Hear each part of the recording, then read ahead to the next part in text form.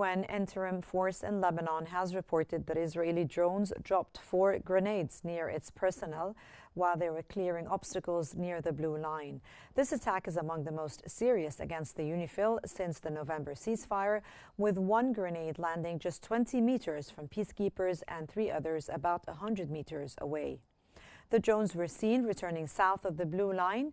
Israel had been informed in advance about UNIFIL's work in the area, and following the incident, UNIFIL suspended operations to ensure peacekeepers' safety. The UN force condemned any actions endangering its personnel or interfering with its mission, holding Israel responsible for safeguarding UN peacekeepers under International Law and Security Council Resolution 1701.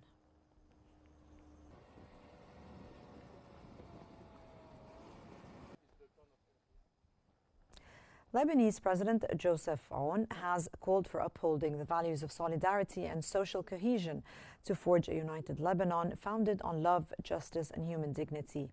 He urged rejecting division and sectarianism, emphasizing the importance of national unity as one people sharing a single homeland. Aoun reaffirmed the state's commitment to safeguarding the rights of all citizens without discrimination and pursuing sustainable development alongside social justice.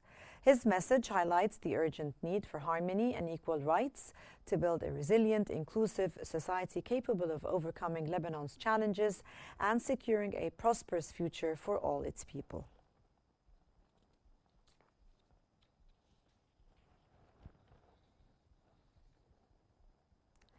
Lebanese Prime Minister Nawaf Salam has emphasized the urgent need to extend state authority over all Lebanese territory, prioritizing the implementation of the Taif Agreement's call to monopolize arms under state control. Salam affirmed that this path is irreversible and essential for Lebanon's national unity. Reports reveal the Lebanese army's phased plan to confiscate all illegal weapons, including Hezbollah's arsenal, starting in areas with fewer arms. That came as Hezbollah rejected this armament, calling it unconstitutional and imposed by foreign pressures, asserting the resistance's role in defense and liberation. Despite a ceasefire since November 2024, Israeli violations and occupation of Lebanese hills persist, escalating regional tensions. Israel conditions withdrawal on Lebanon's disarmament plan, which Beirut has formally presented, but received no Israeli response.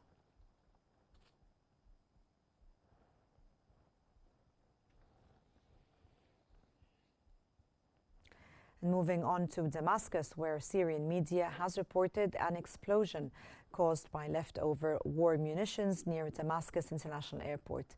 The official news channel posted on X that remnants of war detonated close to the airport. The Syrian Civil Aviation Authority clarified that the sounds originated from safely detonating old war debris about 40 kilometers away from the airport. They confirmed that Damascus International Airport remains fully operational and secure with normal air traffic unaffected. The Damascus region and surrounding areas frequently experience explosions linked to repeated Israeli strikes on former regime military sites alongside daily incursions in the southern region. Despite these incidents, airport operations continue smoothly, ensuring no disruption to flights or security.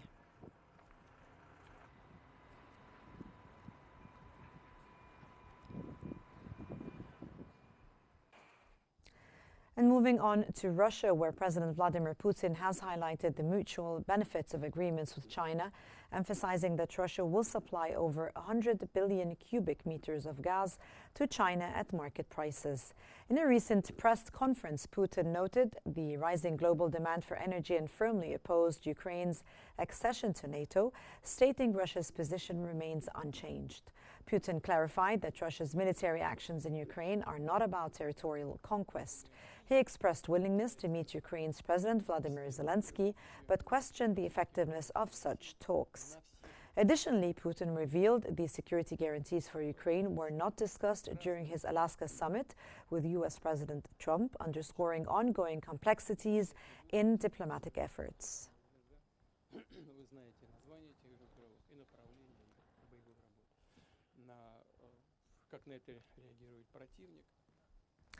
The Kremlin has swiftly responded to U.S. President Donald Trump's post accusing Russian, Chinese, and North Korean leaders of conspiring against the United States during a military parade in Beijing.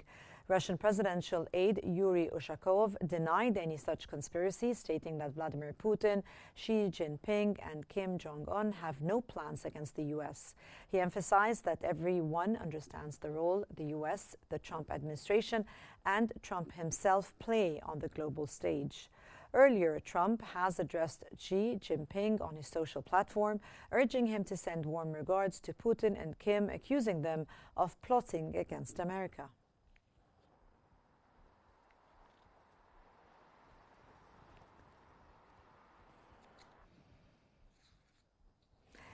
In the economic news, the German Foreign Minister Johann Vadeful has welcomed India's openness towards doubling the two countries' trade volume of 31 billion euros. He added that a free trade agreement between India and the European Union could be concluded in the coming months, adding that if others put up trade barriers, then they should respond by lowering them.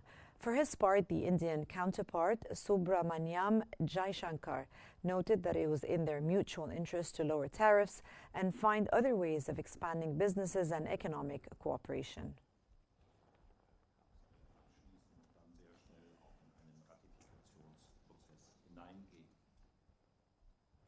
A new survey by PricewaterhouseCoopers forecasts that U.S. holiday spending is set for its steepest drop since the pandemic. Average spending is expected to fall 5.3% to a $1,552,000 per person, driven by economic uncertainty and inflation. Shoppers are pulling back on non-essential items, with gift spending projected to fall 11%. The decline is most significant among the Gen Z consumers, whose budgets are expected to shrink by 23%.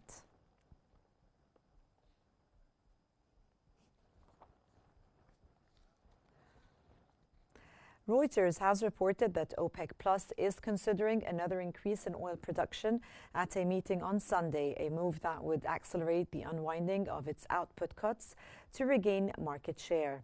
The group, which pumps out half of the world's oil, has already raised quotas by about 2.5 million barrels per day since April, under pressure to lower prices. However, these increases have failed to significantly bring down oil prices, which remain near $70 a barrel, supported by Western sanctions on Russia and Iran.